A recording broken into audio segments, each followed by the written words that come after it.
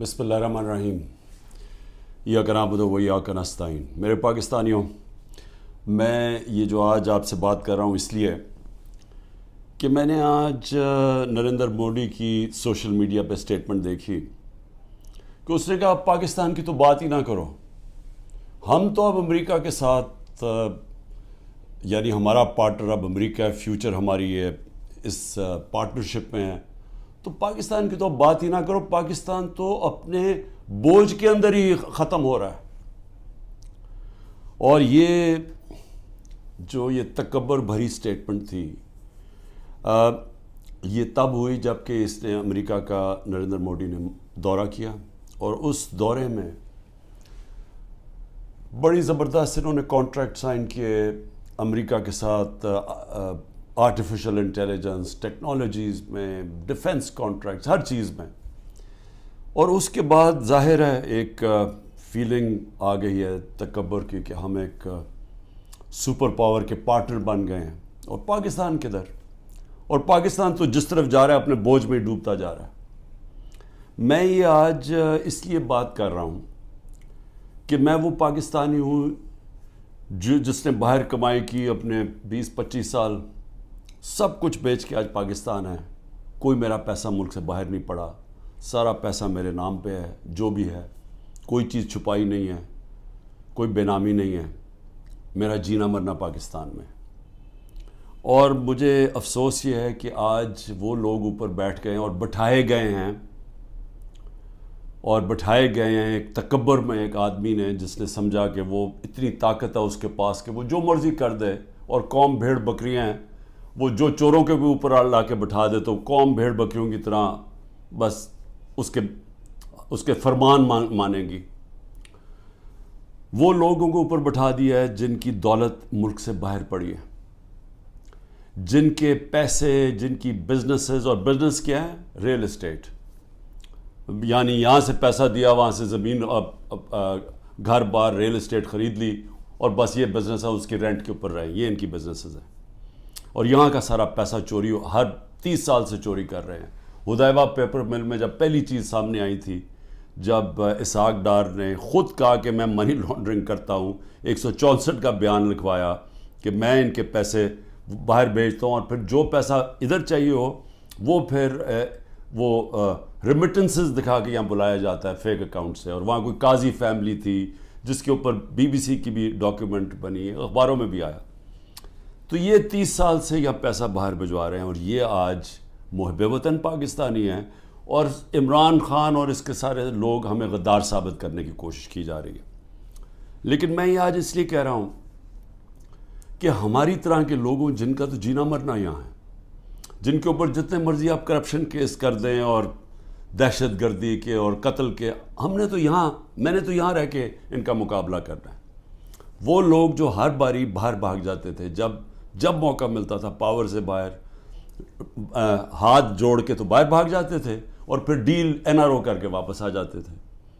تو وہ لوگ آج اس ملک کے فیصلے کر رہے ہیں، اور اوپر بیٹھے ہوئے ہیں، اور اسٹیبلشمنٹ ان کے ساتھ کھڑی ہوئی ہے۔ اور پھر اسٹیبلشمنٹ حیران ہوتی ہے کہ کیوں سوشل میڈیا پہ ہمارے پر یہ تنقید آ رہی ہے، اور جو تنقید کرتا ہے وہ غدار ہے، کہ یہ نہیں سمجھ آ رہی کہ کیا لوگ بیوقوف ہیں، لوگ 30 سال سے ان کو لوگوں کو نہیں دیکھ رہے۔ اب یہ سوچیں کہ یہ پھر سارے باہر چلے گئے ہیں، ملک سے باہر ان کی میٹنگز ہوتی ہیں، عیدیں باہر ہوتی ہیں، بچے باہر ہیں، علاج ان کا باہر ہے، اور یہ ہے محب وطن پاکستانی۔ تو مجھے تکلیف اس لیے ہے کہ بحیثیت پاکستانی مجھے بڑی تکلیف ہوئی کہ ان کی جوائنٹ سٹیٹمنٹ آئی امریکہ کی اور ہندوستان کی، کہ پاکستان کا بس اب صرف ایک رہ گیا ہے کہ دہشت گرد ہے، بس یہ ہمیں وہاں لا کے کھڑا کر دیا ہے کہ وہ جو کشمیر میں ہو رہا ہے، یہ کشمیر میں یہ نہیں کوئی بیچارے وہ 100 سال سے اپنی آزادی چاہ رہے ہیں، ان کی جد و جہد ہے آزادی کی، وہ ایک فریڈم سٹرگل ہے، وہ اس کو ایسے نہیں کہہ رہے ہیں۔ یہ جی پاکستان وہاں دہشت گردی کروا رہا ہے، کراس بارڈر ٹیررزم، وہاں سٹیٹمنٹ دے دیا انہوں نے۔ پھر وہی جو گروپس ہیں کہ پاکستان میں وہ فلانا لشکر ہے اور یہ ہے وہ ہے، تو پاکستان کو تو وہاں کھڑا کر دیا، اور پھر کہا کہ آپ یہ ختم کریں، حکم دیا ہمیں کہ آپ ختم کریں۔ اور میں آپ کو یقین دلاتا ہوں کہ اس حکومت سے کوئی سٹیٹمنٹ نہیں آئے گی اس کے خلاف. کبھی پرائم منسٹر کے منہ سے کچھ نہیں نکلے گا. کبھی وہ جو باہر بیٹھا ہوا ہے لنڈن میں سزائے یافتہ وہ کبھی بولے گا نہیں. زرداری کبھی نہیں بولے گا, کیونکہ ان کے اربوں ڈالر ملک سے باہر پڑے ہیں, اربوں روپیہ ان کا باہر پڑا ہے اور ان کو سب کو پتہ ہے ان کا پیسہ باہر پڑا ہے.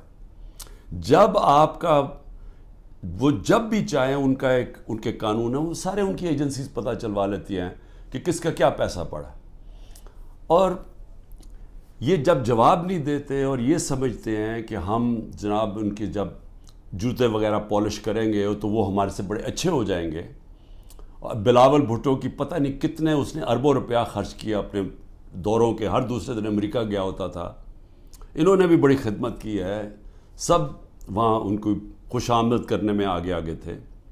تو یہ نتیجہ ملا ہے کہ آج وہ جن کی 14 مہینے سے یہ خدمت کر رہے ہیں, انہوں نے ان کے اوپر ایک ایسی سٹیٹمنٹ دی ہے کہ پاکستان کی حیثیت بتا دی ہے.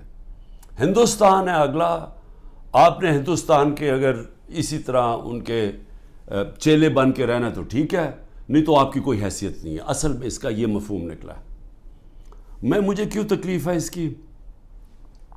کیونکہ میں سمجھتا ہوں کہ یہ ہمارا جو ملک تھا یہ جس تیزی سے اوپر جا رہا تھا, آپ 60 کی دہائی میں ذرا دیکھیں پاکستان کیسے تیزی سے اوپر جا رہا تھا.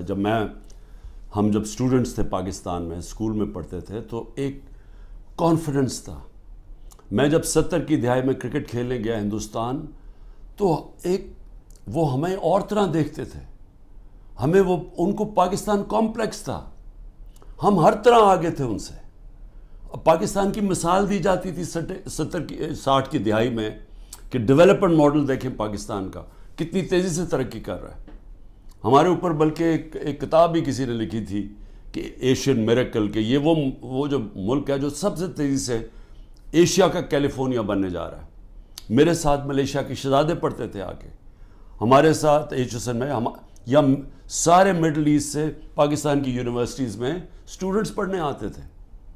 پاکستان کے اندر ایک ہوپ تھی, کانفیڈنس تھا. 70 کی دہائی میں جیسا میں ہندوستان گئے تو وہاں میں اور طرح دیکھتے تھے.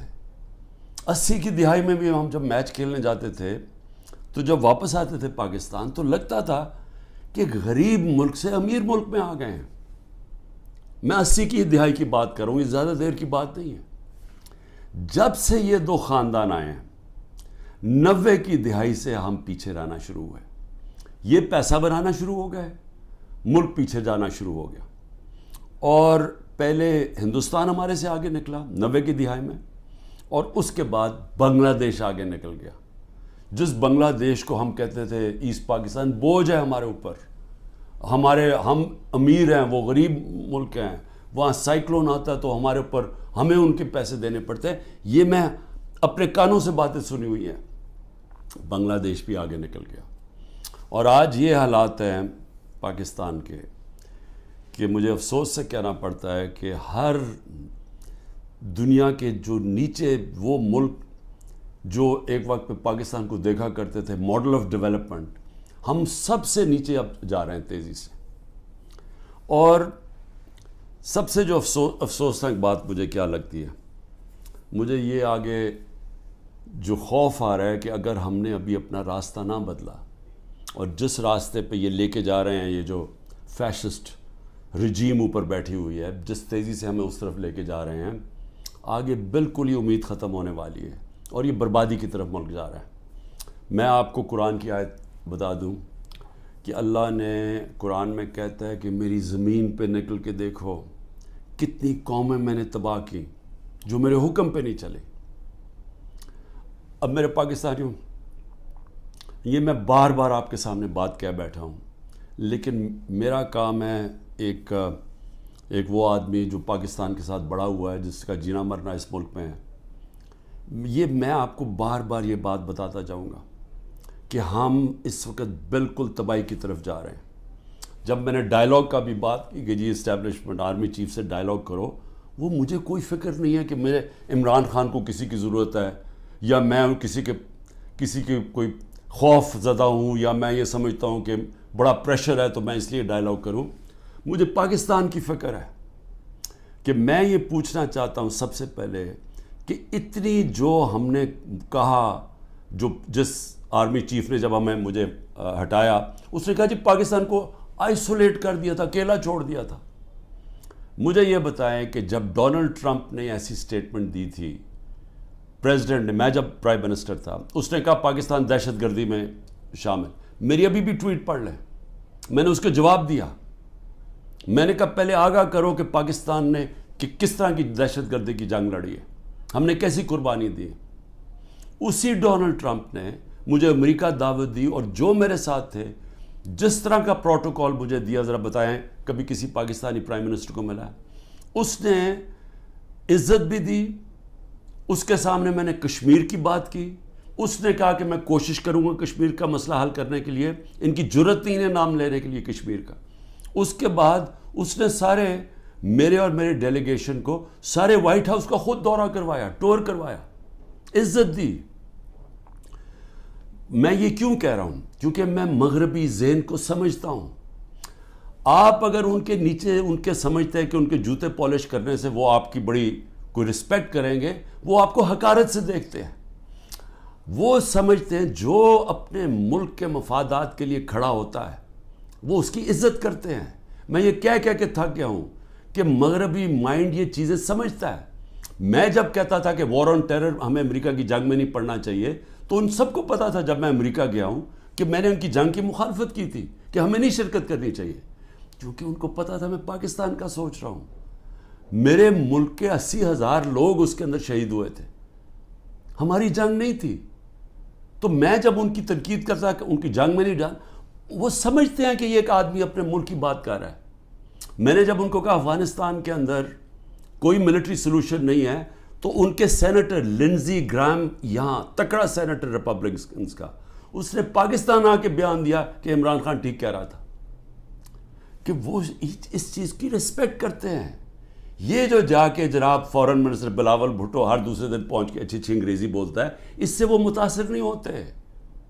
اور اسی لیے یہ جو فورن پالیسی بنا دی ہے کہ جی ہم ساری دنیا کو ہم ساری دنیا کے ساتھ اچھے اچھے باتیں کریں، ان کو آم کے ٹوکرے بھجوا دیں، اور ہم جا کے ان کے ساتھ بڑی اچھی طرح ان کے ہاتھ پکڑ کے بات کریں، ایسی یہ باتیں نہیں چلتی.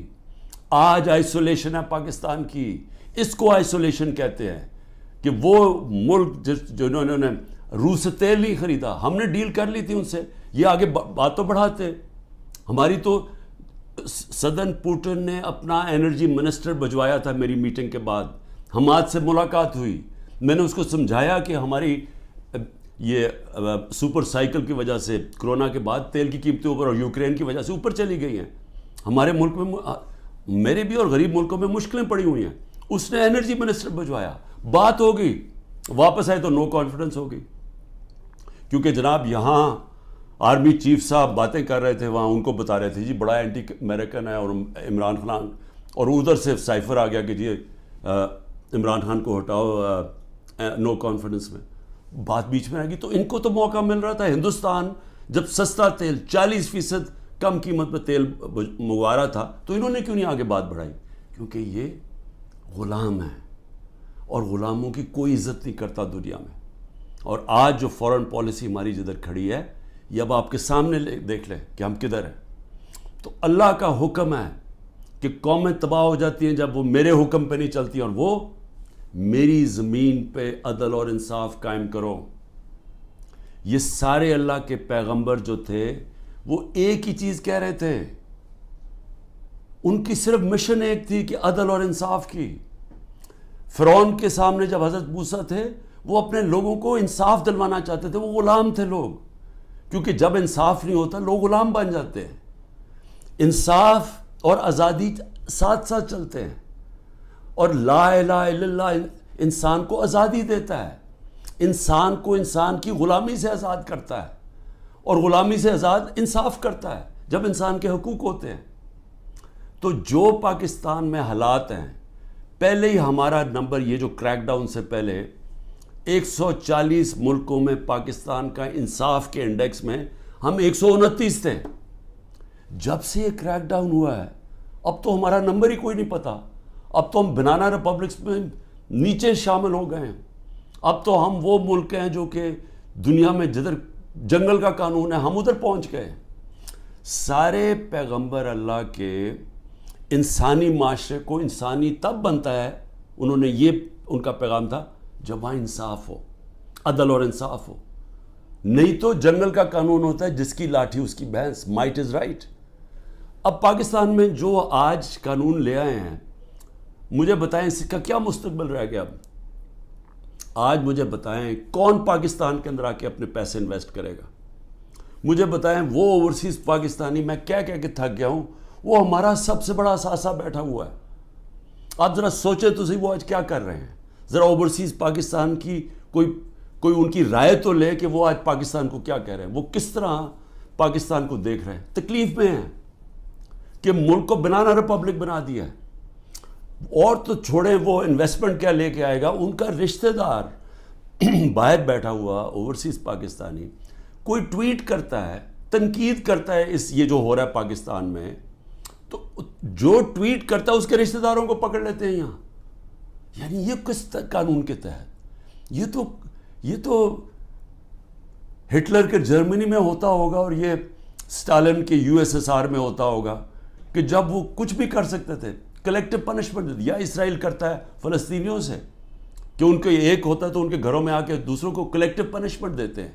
یا وہ مقبوضہ کشمیر میں اب کشمیریوں سے ہو رہا ہے. یہ تو کوئی آزاد معاشرے میں تصور ہی نہیں کر سکتا کہ گھروں کے اندر گھس گئے, دروازے توڑ دیے, چیزیں لوٹ لی, جو چیز پڑی ہے وہ جو اٹھائی نہیں وہ توڑ دی.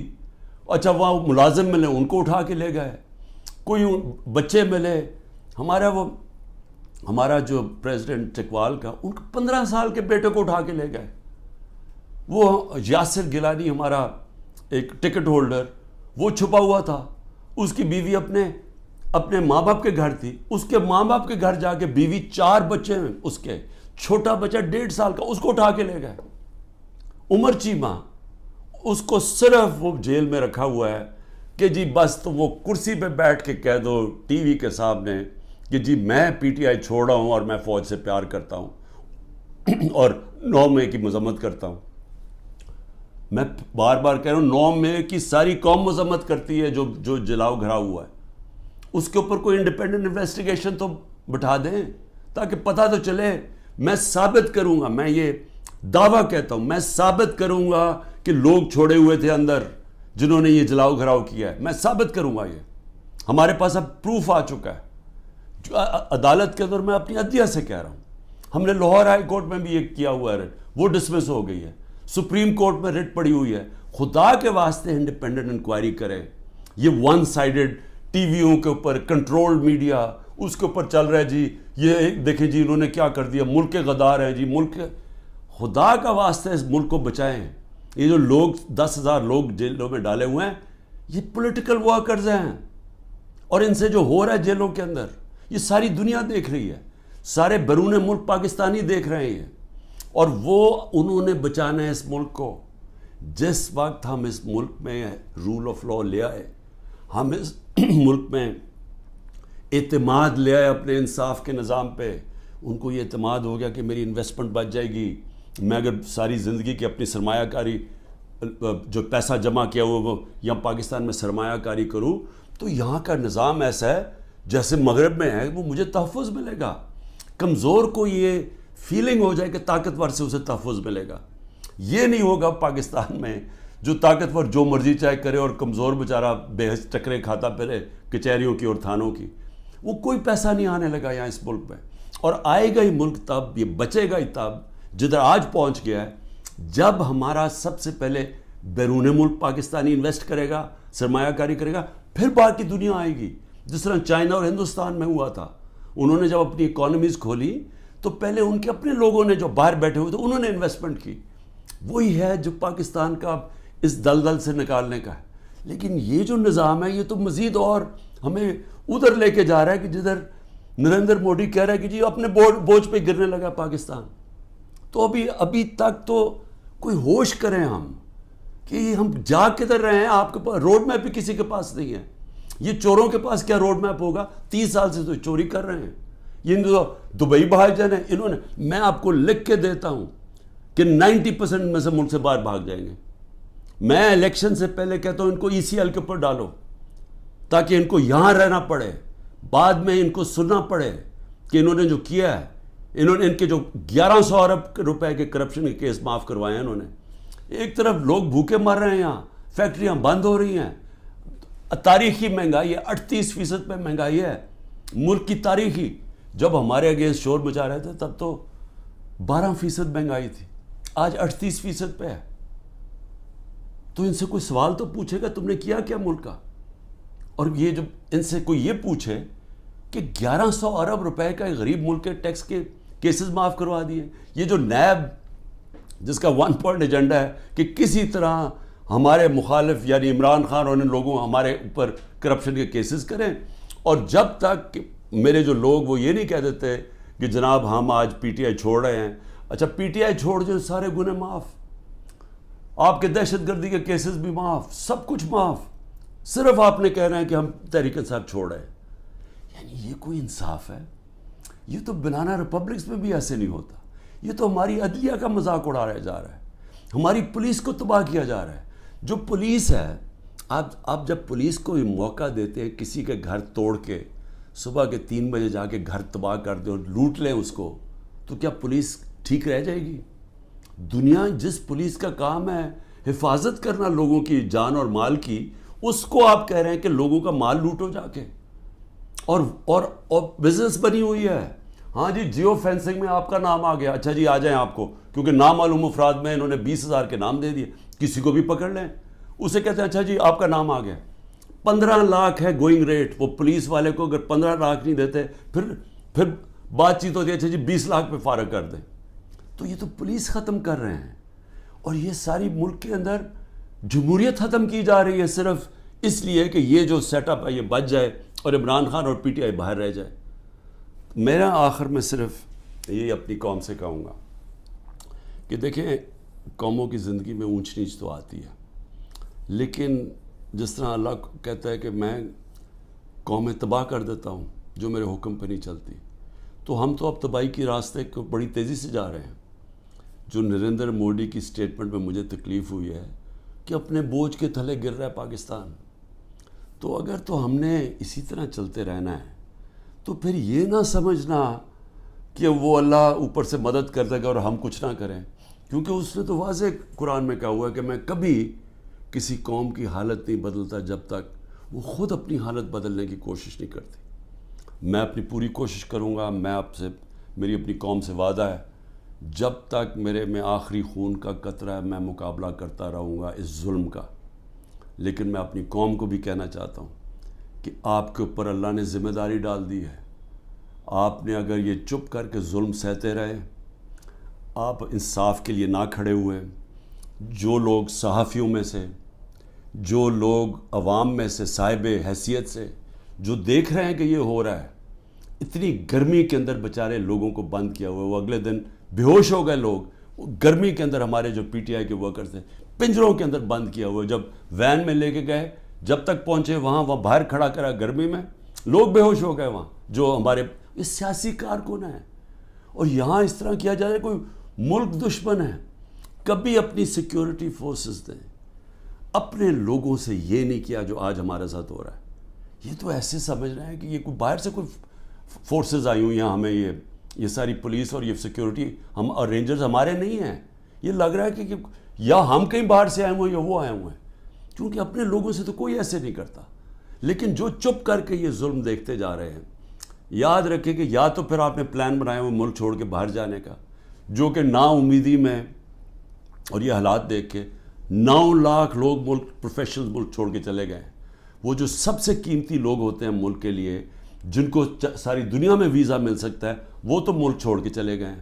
اور جو بیچارے باقی رہ گئے ہیں, آپ ہر کشتی میں جب آپ ڈوبتے ہیں یہ سمندر میں, یہ جو اللیگل امیگرنٹ جنہوں کہتے ہیں, یہ جو ویزے کے بغیر لوگ جاتے ہیں, تو اس میں پاکستانی ہوتے ہیں. جس طرح یہ جو گریس کے جو سمندر میں یہ جو حادثہ ہوا ہے, 300 پاکستانی بیچارے وہاں ڈوب گئے.